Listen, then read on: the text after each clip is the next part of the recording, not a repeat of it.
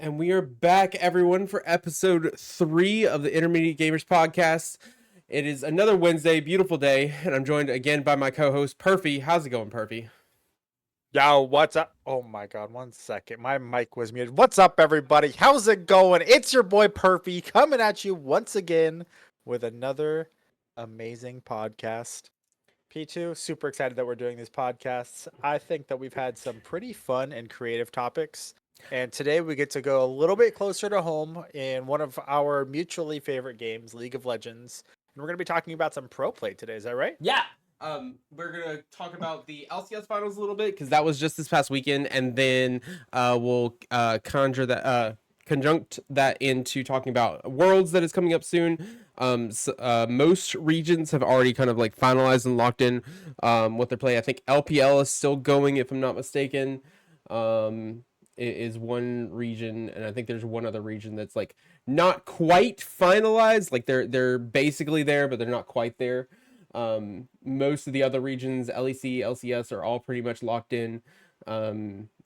Asian Pacific, all those. So yeah, we'll be able to talk about most of that. We'll definitely be able to go and talk about the play-in stages, and see who we think is going to talk about who we think is going to qualify to play in Worlds from the play-in stages. And then yeah, we're gonna talk about LCS, and then we might also, if we have the time, I wanted to kind of talk about like the league experience for like new players and like how those roles kind of work. Like as a coach, it's been really interesting, like getting people, getting students to like learn a role and like some of the pros and cons that go with each one that I feel like is right now. Bet. Yeah, just a little caveat there. We pretty much know every region except for LCK and the play-ins, which we know who's in play-ins. We just don't know who's qualifying from them yet because they're not played until the 25th. But as for like LPL, EMEA, North America, AK, also known as LPL, LEC, and LCS, we all know who basically qualified from there. So the play-in stage is basically the last part, and then the second half of the LCK. Yeah, actually, I'll wait, but I have like a question. Maybe you can answer it about the some of the region names, but we'll wait for Sure. that part. Let's go ahead and dive in, shall we? Into so LCS finals happened. It was TL versus it was TL versus FlyQuest. Um, Yep. and this was a really crazy series. I think if I remember correctly, the casters had it set that most people were pretty confident that Teal was going in to win. Yeah, I was very surprised that FlyQuest even got that far, to be honest.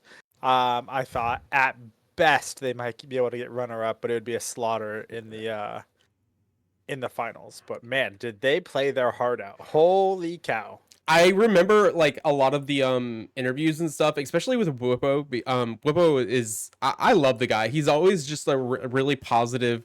He's always got a really great positive mental out of the pro players. I really just like his enthusiasm with the teams. But he was always like, even in defeats, he'd be like, ah, it's whatever. Like he was always just so chill for like a majority of the season. In any of the interviews, it was like, ah, it was a loss, oh, it was a win. Like he never really like had like a crazy like I feel like I let everyone down or that kind of thing. It was like he was just like, ah, it's another game. We did our best. This is how it played out, and I love that kind of like authenticity he always brought to like to those interviews and how his team was like functioning as a whole. Like they're just doing their best, and it's okay that they lost. And so I think FlyQuest going in didn't even think they were going to make it as far as they did. So it was a pretty wild ride.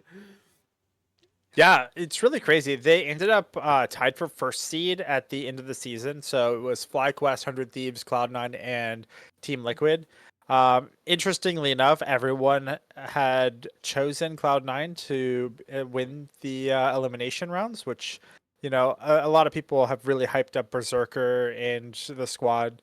And going in, basically, there's only 2 slots guaranteed for them to go into Worlds, which is first place and runner up. And yeah, it was just a wild ride. It's absolutely mental to me that Cloud9 will not be making it to Worlds. This is their first time not making an appearance to Worlds in a while, if I remember correctly. I Yeah, think they've only not made it to Worlds one other time in like the last decade. Yeah, Um, that's the time they them and Sneaky separated. So mhm. it was the year right after Sneaky left, and that's when all of the Sneaky wasn't the problem. Memes Memes came. came up. Yeah. Yeah. Yeah, since that was that year they didn't make it, but since then I don't think they've missed a single Worlds minus this year. I mean, it was crazy how they lost to 100 Thieves and then 100 Thieves uh losing their game as well. So it being FlyQuest and TL of all of as the finals was is crazy. And like these drafts. So I have the first one up on screen for us. Uh these drafts were like not as expected as I did. Like I know I expected like the Corki. Like for those who are unfamiliar, like ADCs in the mid lane, especially the most common I've seen has been Corki, Smolder, and Zeri, right? Have been the really popular picks for mid lane ADCs. Um Yeah. and so that part was not surprising, but like Blippo coming out with the Olaf, like I don't think we've seen an Olaf all split. So in the LCS, it wasn't very popular. So you're speaking to mid laner 80 carries and then talking about a top laner. So mid lane 80 carries have been really dominated by, as you mentioned, Corki, Zeri, Tristana, and oh my God, Smolder. Those are like the big 80 carries, and for some reason we just haven't seen them fall out of favor, even though they continuously get nerfed over and over and over again in mid lane. However, in the top lane, Olaf, relatively new to the LCS scene this season, has been played a lot in the LCK. In fact, I know T1 very specifically.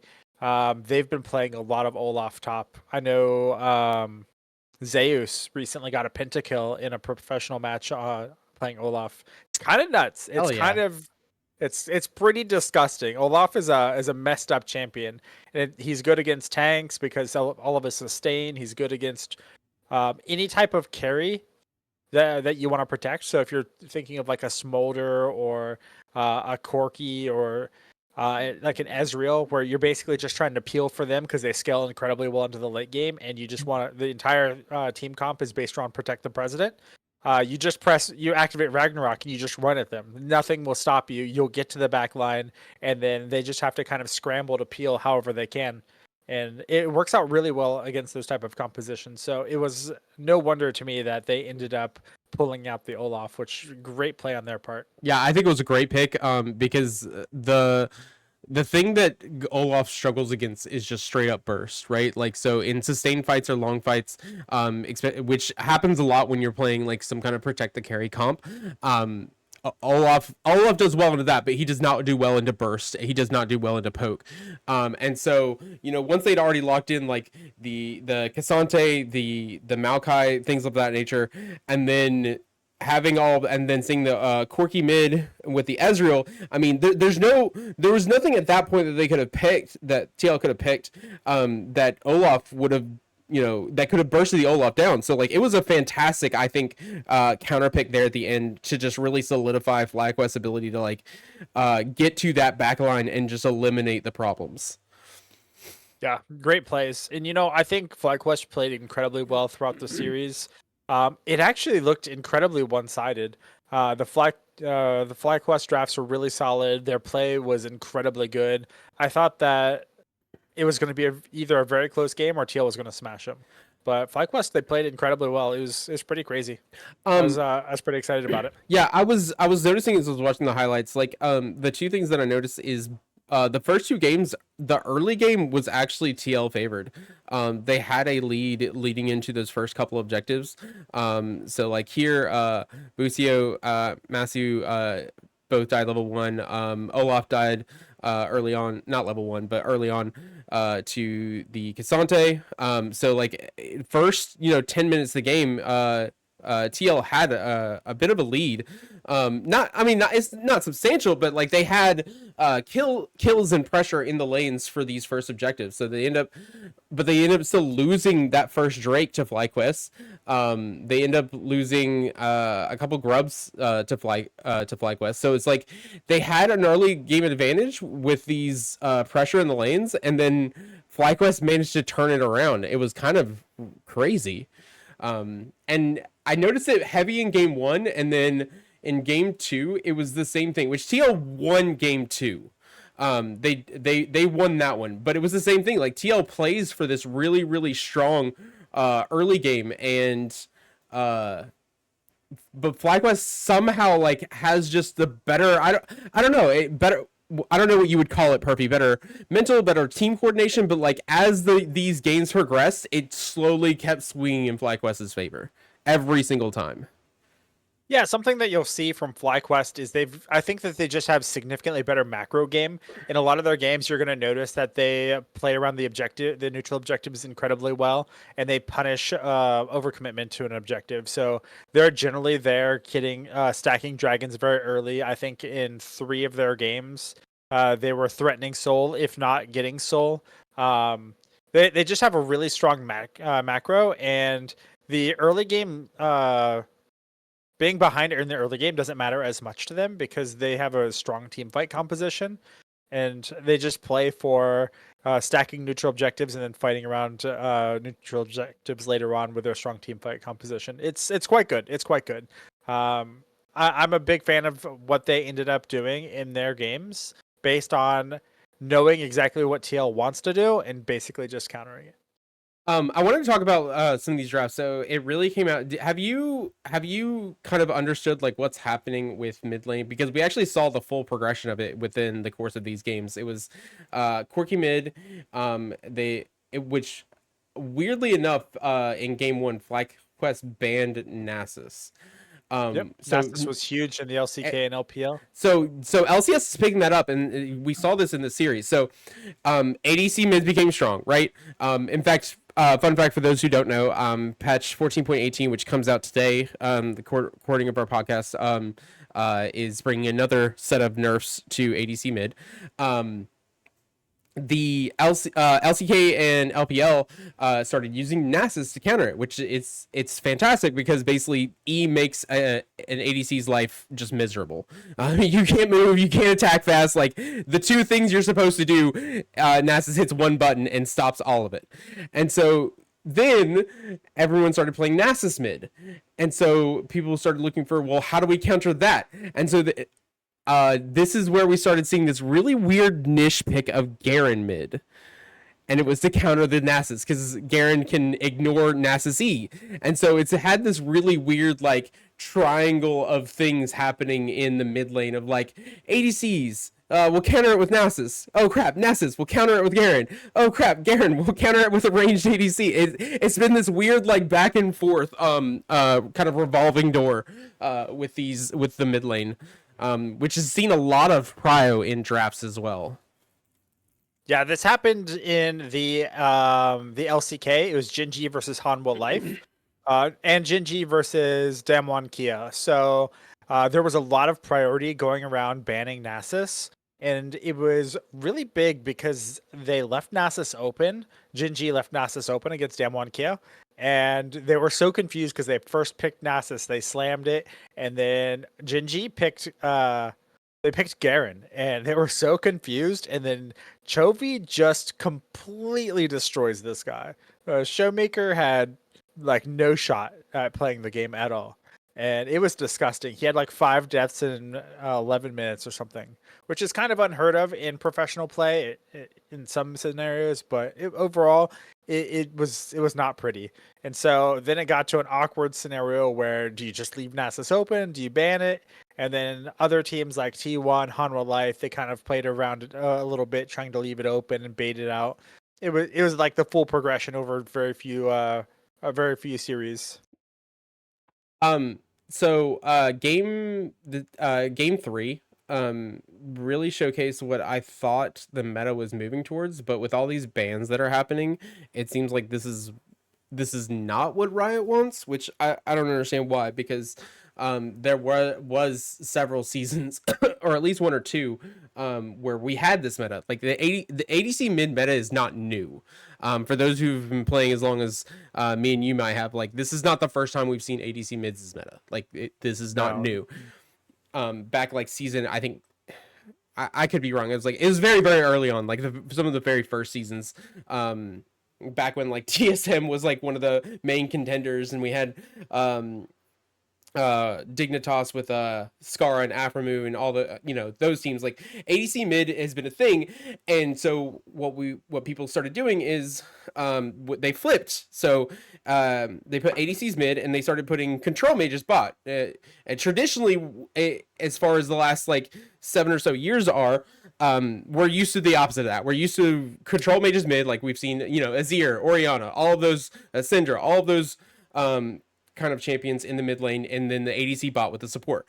When you flip that meta, and I think that's what people are struggling with, is if you're going to have an ADC mid, you need people who can play control mages bot, which I see that's kind of why you see Ziggs being banned so much in this drafts, because he does a lot for a team as far as access to towers. Like, you don't need that traditional ADC anymore to be able to take towers, because Ziggs can do that. Which, oddly enough, did you know he's getting a nerf this patch too? Yep, 150 down to 75% in regards to structure damage. It hurts so much. It hurts so much. But yeah, so game 3, it shows a prime example of what I thought we were just going to be shifting towards as far as a meta. I was fine with the ADC mid. I wanted to see more control mages bot. And so when I see the Seraphine being picked out for the bot lane position, I was like, yeah, this is what makes sense to me. But I guess with the nerfs the way they are, they really just don't want ADCs mid. I don't really understand like the problem with it outside of like the lead, at least LCS community, not being able to adjust properly. I think the big issues with it is it's very similar to the lane swap meta, where it's just not enjoyable for viewers to watch. Because in the LCK, there was a professional match where a team had 4 AD carries. They had Zeri top, they had Corki mid, they had Ashe Kalista bot lane, and they had a Ivern in the jungle. So it was 4 AD carries and an Ivern, because AD carries are just so overtuned in basically every stage of the game, especially into the late game, where the shielding plus having days just made it so that AD carries had their front line, they had their engage, and they could just go wild. And it was kind of nuts. So I think Riot realized that it's good in basically every single lane for no reason, and they're just trying to tune them back to put them back into the island they deserve to be in. Yeah, I do like the nerfs. I personally think that the Ziggs nerf was very imperative, because it was giving a whoever had the Ziggs a huge burst of gold very quickly, based on being able to just blow up towers very effectively. They would just rotate the Ziggs through all 3 lanes, get first turret blood, and then pick up like a million plates. I mean, yeah, no, I was doing that very, very early on. When I was trying to climb ranked, I just started. It was really, I hadn't watched too much of LCS at this point. Like, it was very early on in the split. I just started picking up Ziggs. I was like, you know what? I'm tired of just like dying for random fights when I can just earn free gold. So I was like, I'm gonna play Ziggs. I'm gonna poke out my late opponent, and I'm gonna take plates. And that's what I did. I queuing him a solo queue. I'd be like, hey guys, I'm here to take towers. I'd take bot tower. I'd rotate mid, take plates there. Like, I'd have our team stacked with like an extra couple hundred gold just from taking towers early. You can't get, there's no like shoring up that gold advantage. Like, towers, like that's substantial. And I won a lot of games that way. It felt so easy. So yeah, I get the nerfs to Ziggs. It feels bad because now I can't do that. So it's selfish reasons, realistically, not for the health of the game. But yeah, no, I get what you're saying with the ADCs. I don't like that they're good in all areas, but I do wish, like, I do actually I don't hate or mind the having ADCs mid. I get what you're saying though with the stale, but I think the staleness of some of these drafts, because we're seeing, like, I think Corki was picked in like 4 of the 4 games. Like, there's some other issues that work there that, like, if that could be fixed. I think LCS has some larger problems at whole, because with the meta being so prominent, like, there are other ways to do like competitive level games without having to like nerf a specific role. AKA, I wish we could do fearless draft. That's gonna be my main thing. Like, I agree. I'm tired of seeing the same champion picked in 4 of 5 games. Like that's ridiculous. Yeah, plus the coin flip meta is just really awkward. Let's go ahead and circle back around to the main topic, which is talking about the teams that have qualified for Worlds and the teams that haven't. So, talking through some of these different regions, we're going to talk about the LCK, which is League Challenger Korea. Right now, we know that Hanwha Life Esports has qualified. They're the first seed. And then we know Jin G is the second seed because of they won MSI. So they're the second team in LCK. And then the last two teams will be determined this week. So tomorrow, Damwon Kia plays against T1. The winner will advance and go into Worlds. The loser will play against Fearx and I think it's Bro. But they will play, and the winner of them will play the loser of the first match, which is again T1 and Damwon Kia, and the winner of that match will advance. So the last two slots for the LCK is still kind of up in the air. Obviously, we're all praying T1 makes it because they're the best team in the world, obviously. Well, yeah, I was gonna ask you that. Like, what happened? Like, with T1, like, them being in play-ins feels weird to me. Yeah, Yeah, definitely. Hanwha Life, Hanwha Life is new-ish to LCK, right? Like, No, they've been around since 2018, so they've been around for 6 years. yeah, now. okay, 6 years, okay. In my mind, that still feels newish, but yeah, no, you're right. That's quite a substantial amount of time. They were the 2024 Summer Champion, it looks like. Yeah. But like, so I know Jin G is really strong. They've always been a top contender, but like, I'm really shocked that T1 is even in play-ins right now.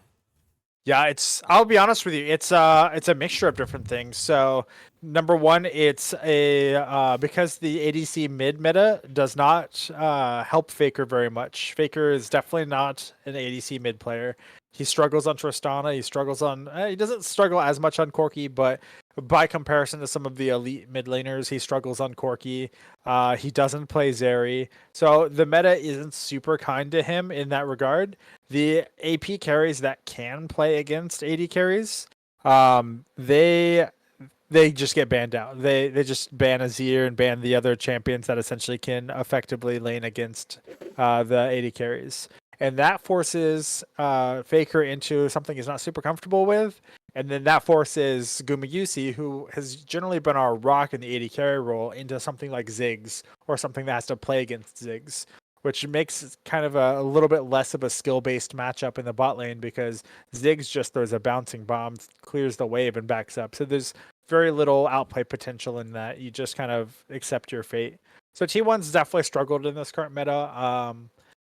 It'll be interesting to see if the meta changes in their favor, which is a little bit awkward to say, but the nerfing of ADC mids and the buffing of like AP carries and stuff along those lines, like Ari and Oriana, really benefit them the most, I think. So question: do we have like an idea of what are the chances that of T1 making it versus not making it? I mean, 25% because there's 4 teams in play-ins and 2 of them will make it in the regional playoffs. Well, no. However, I think that it's probably higher than that. I'd probably give it close to a 75% chance. We beat BM1 Kia in a best of 5. We beat them 3-0 in the playoffs like 2 weeks ago, which there are opponents here. If for some reason we lose to them, then we play against probably Fearx, and Fearx is someone we've never lost to. So I would probably venture to say it's almost guaranteed, but obviously I'd never want to count my chickens before they hatch. Wait, hold on. So, question. So I know there's 2 spots still unconfirmed for the LCK region. Are the last 2 spots going into play-ins or are they guaranteed for Worlds? Because I know for like North America they have 3 spots for Worlds, 2 that are guaranteed, and then 1 spot for play-ins. Yep, gotcha. So these slots will take them directly into Worlds. Okay, so that's what I was. LCK has 4 slots because normally they would have 3. However, they won MSI, so they get an extra slot. Okay, that's what I thought. Okay, so yep. Okay. Well then, I mean, to at least make it to Worlds, T1's got a pretty good chance. Like they should probably make it. So the other question I had regarding Worlds, so I was noticing on the wiki, like I know LEC. So G2 Fnatic, I'm surprised I'm happy for them, but I'm also really surprised Mad Lions made it to the play-in stage. They've had just a kind of like a back and forth season. G2 I'm not surprised, Fnatic I'm not surprised. G2 is probably my favorite LEC team purely because of Caps. Like I just think the guy's hilariously insane. With it, No, no, no. They're just a name on a list. I like him. Whatever. Why are they listed as what is you mentioned it earlier? What is EMEA? EMEA is a region, which essentially is the European Union or the European region. So, EMEA it means more than just a league reference. Um, it's basically Europe, Middle East, and Africa. It's kind of just a conglomerate of different uh regions. So E is Europe, ME is Middle East, and A is Africa. Okay, So EMEA. gotcha. Um, So but it they're commonly referred to as the LEC, League European Championship. But they are technically in one grouped region called the EMEA. gotcha. So the LEC is technically part of the EMEA. It's just like the spots, like LEC is just filling up the spots. Yeah, essentially. Okay, There could be other teams created, let's say in Middle East or Africa, that could buy a slot into the LEC and then compete. And then if they obviously do well enough, they'll make it to Worlds. But if they were to create a team in one of those two regions, whether Middle East or Africa, they would go into the LEC okay, because it's the EMEA region. gotcha. And so I know in a only has 3 spots now. They used to, I think at one point in time they had 4. Um, I know also that the LCS is changing next year, as far as Yep. the region as a whole. Um, so I don't know how that's going to affect Worlds next year. It Uh, won't affect it very much. They're just essentially combining a minor region into it and changing out some of the teams. It'll likely be exactly the same as it is now with a slightly more diverse pool of teams. right, right, right. Speaking of the LCS, just to kind of give everyone an overview, LCS has FlyQuest as their number 1 seed because they recently won the championship, the spring championship. Then you've got Team Liquid, who came in second in the spring championship as the other team. And then the qualifier team going into the qualified playing stage will be 100 Thieves. So no Cloud9. It's pretty tragic, pretty tragic. It's wild. Um, And then for LEC, for those who care, in case you missed it earlier, so G2 is number 1 seed, Fnatic is number 2, and then Mad Lions KOI is in the play-ins for that. So no BDS, they're out, Thank unfortunately. God. BDS is awful. I'm so happy they're done. What? You don't like Adam? No, I don't. He's my least favorite player. Um, Going through the different regions, we'll now go through the LPL, which is China region. So you have Billy Gaming. They're the summer championships. On championship points, Top Esports made it in. And then in the regional finals and the runner-up, you've got LNG and Weibo Gaming, which is kind of really crazy considering you don't have JDG in there, which they were the favorites last year. That means no Ruler. Ruler was like basically destined to win a world championship. So JDG's out, Fun Plus Phoenix is out, Royal Never Give Up was out, Edward Gaming, all of these teams like All the teams I'm staples used to, on the world stage. yeah, all the ones I'm used to seeing are not here. Billy Gaming, I remember they used to only be in like play-ins and stuff. Like they used to be like as far as the LPL was concerned, like the Chinese scene, like they were like bottom tier for a long while. Yep. They had to grind, man. They They got put there. the grind on. Top Esports has always been like middle of the pack, like still a strong contender, for sure. But yeah, the fact that we don't see JDG here is also kind of crazy. Like there's been some shockers in this seeding for me. Yeah. So just just some high level teams that could that have either missed out or could potentially miss out. Starting with Korea, T1 could miss out, Damwon Kia could miss out. Although I think both of them are kind of the favorites to win the play-in stage, but they could potentially miss out one of those two teams. And then on in China, you've just got so many big names that are missing out. Edward Gaming, JDG. It's kind of crazy. They're missing out. And then through LEC, I think the big ones that are missing out is primarily just Yeah, BDS it's mainly BDS. Like that was because the Mad Lions still has a shot technically. Like you could also make an honorable mention for Rogue, which has had some good run ups in recent history. Mad Lions is confirmed. They are qualified for play-ins. So Oh no, no, yeah, okay, I understand. yeah. I'm talking about like making it to the main stage, Gotcha. not so much plans. Yeah. And yeah, in North America, I think the only real shocker is Cloud9. Cloud9 not making it is pretty much a head scratcher for me. Talking about some of the other play-in teams that will have to be played. So here's the full list of play-in teams. We've got Mad Lions, we've got 100 Thieves, PSG Talon, we got Hawks Gaming, GAM Esports, Viking Esports, Pain Gaming, and Movistar R7. So Movistar R7 we've seen many a times in play-ins. Pain Gaming we've seen many a times in play-ins. GAM Esports, Yep. PSG Talon, all of those are kind of like air quotes fan favorites for play-ins from some of the minor regions. Vikings I think is relatively new. And Hawks Gaming is relatively new. Yeah, those are the two that Also, I'm not familiar with at all. I haven't seen any of their games. honorable mention: Detonation Focus Me did not make it to play-ins this time. Yeah, I knew there was one other. Detonation Focus Me is not in play-ins, and there was some it was Flying Oysters.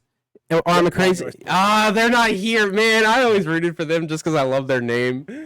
Yep. Those two are like really big honorable mentions that seem to always make it to play-ins. They usually kind of falter out in play-ins, but they usually make it there. So interesting to see Viking Esports and Hawks Gaming. So tell me about some of your favorites in play-ins here, P2. So We I'm have looking. 4 slots. Yeah, so I'm looking at the playing stage. I'm looking at round one, and I'm looking at like who is making it through. First off, I definitely if I were to take in the first round, Mad Lions versus Viking, I would probably take Mad Lions there. Uh, it it will come down to whether if they're having one of their off days or not. Like that's what I was saying. Like Mad Lions has had a really, in my opinion, like just a back and forth season, which is why like I'm not surprised they made play-ins, but I'm also not surprised that they didn't make higher seeds because like they've had a really they've lost games that they should have won. They've won games that most people wrote them off for. So it's been a weird season in my opinion for Mad Lions. But I think just because of like the more world play that the Mad Lions has, I think they will probably be able to beat Vikings. And I'm just saying that based on experience. Like Vikings, like I just don't know if their players have had as much world experience compared to Mad Lions. So that's my vote there. And I'm gonna probably say the same thing for 100 Thieves. As much as I hate to say it, like I don't think a Brazil or Latin American team has ever made it past play-ins. You can feel free to correct me, but I don't think they ever have. I don't think so either. If I was to kind of cast my bet specifically on what I've seen throughout the year, I'd say that Mad Lions, 100 Thieves, and PSG Talon are the 3 favorites. Gam is probably the next favorite in the qualifiers. However, I'm really hoping that we see something a little bit sneaky come through. I want to see like Pain Gaming or the Hawks make it. I don't think Movistar is going to have a good time in this. I know they're a Latin American team. I don't think they're going to have a good time in this. And the reasoning why is number one, they first have to start out by playing 100 Thieves. Yep. And then they're going to fall into the losers bracket and they're going to have to play against one of the losers of some of the better regions like PSG Talon and PNG or GAM and Hawks. So they're likely going to have the hardest time, them and Vikings, in the play-in stage, whereas pretty much everyone else is going to have a much easier path. Yep. I would definitely see MDK versus PSG in the finals of in round two, and then GAM versus 100 Thieves. And I would probably take both MDK and 100 Thieves to pick up those wins, meaning that really the last two spots are going to be a fight against GAM and PSG Talon. Yeah, I kind of feel the same way. Like I feel like this is something um we've seen similar things over the last probably like 6 or 7 years as far as playing for worlds. Like some of the teams have changed a little bit, but as far as like regions and things like that, like it's been pretty consistent on how play-ins goes. There's been a couple um well, what's the word I'm looking for? Surprises that we've had, and I'd love to see one here. But yeah, if I were to bet money, I would most likely go with the same top three for sure. And then I don't know who's going to make it out of the losers bracket because that's going to depend on how those get seeded exactly. Because I don't know exactly how that works, so it's really going to depend on some of the matchups there. Yep, 100% agree. I know that we're pretty close to time here. We've been going for about 30 to 35 minutes, and we want to cut it relatively short here. Yeah. One final thing that I want to note, and this is purely conspiracy theory. There's been some Twitter activity on the League of Legends page in regards to Linkin Park. And Linkin Park recently released that they have a new lead female singer. So There's there's a a goat, by the way. potential. There's some potential that we might see Linkin Park as the world's band. That would be dope. I would agree. I'm actually a pretty big fan of the new singer. As someone made a comment earlier in our Discord when we were talking about that, like I agree. Like I do kind of agree. Like the band singing some of the older songs sounds a little awkward. Like Chester's voice just like those songs were made for his voice in my opinion. But on that newer song that I think Curls posted in our Discord, like she sounds fantastic, and I think they need to focus on new music. So like I think this is a fantastic opportunity for them to do the song for Worlds. I think they could really just knock it out of the park. It will probably be my new favorite song that I will listen to on repeat for months. So I've got my fingers crossed. Also, so when are we going to plan this trip so we can go see it? Perfect. True. Side note, there has not been a world song that I haven't listened to on repeat. Like I'm still listening to Star Walkin' like on the daily. So if they I don't know. I've loved pretty much every world song as far as I can remember. So the fact that it might potentially be Linkin Park is a real banger. Yeah. Yeah, I think I listen to Warriors, the Imagine Dragon one, Yep. for League at least once a day on either my drive to work or my drive home. It pops up on my Spotify DJ at least once a day. And it Yep. just hits so hard every single time. I love it. I'm just banging out with it. Oh Um yeah. all right. Well, yeah, I think this is a really good wrapping up point. So I'm gonna let you have any closing thoughts that you have, Perfy. Kind of shout yourself out for a second, and then I'll do mine, and then we'll wrap things up. Sound good? Yep, absolutely. So I'm Perfy. You can find me on twitch.tv/Perfy. Also on Twitter, twitter.com/Perfy Gaming. Yeah, closing statements. Super excited for Worlds. Every single year I take off Monday, Tuesday, and Wednesday just so that I can watch Worlds. I know that they also play on Thursday, Friday, but I work from home those days and it doesn't matter. I watch Worlds every single game possible. In T1, my team, you better make it. If you don't make it, I'll cry. I'll go into the fetal position and I'll cry. That's it. All right, thanks, Perfy. My name is Mr. Player 2 as always. You can find us over on Twitch at Mr. Player 2. Also on YouTube is where I'm posting all of these recordings for our podcast in a playlist. So you can check us out over there. You can also, if you want to hang out with me, Perfy, or any of the other gang, catch our streams, that kind of thing, any kind of important announcements, you can hang out in our Discord, which is discord.gg/intermediate gamers network. That's where you can find anything cool happening with us. Also, I'm pretty excited for Worlds. I'm also really excited that it's in Europe this year. Last year I had a hard time watching some of it because it came on at like, the butt crack of dawn. So I was always having to watch the replays of them later when I had the time. So I'm kind of excited that I might be able to actually catch them live this year. So I'm pretty excited about that. As far as new things going on for me, we're still on day 255 now, so we're still going strong. Hopefully, wrapping up the year. We just started playing the new Warhammer 40k Space Marine game, which has been pretty dope. So we're streaming that. So if you're interested in that, come check us on out over on Twitch.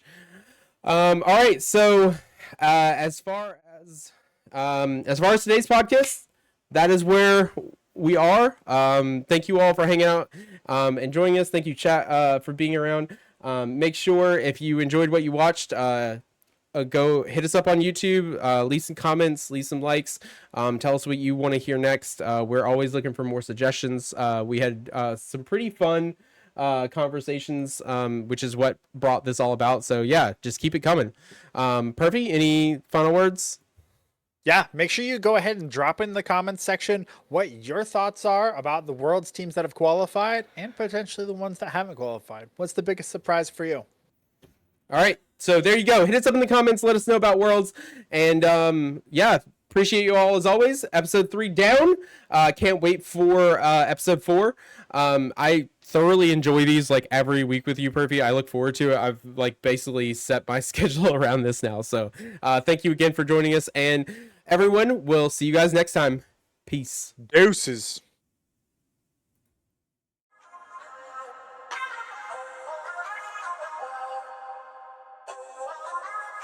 Thank you.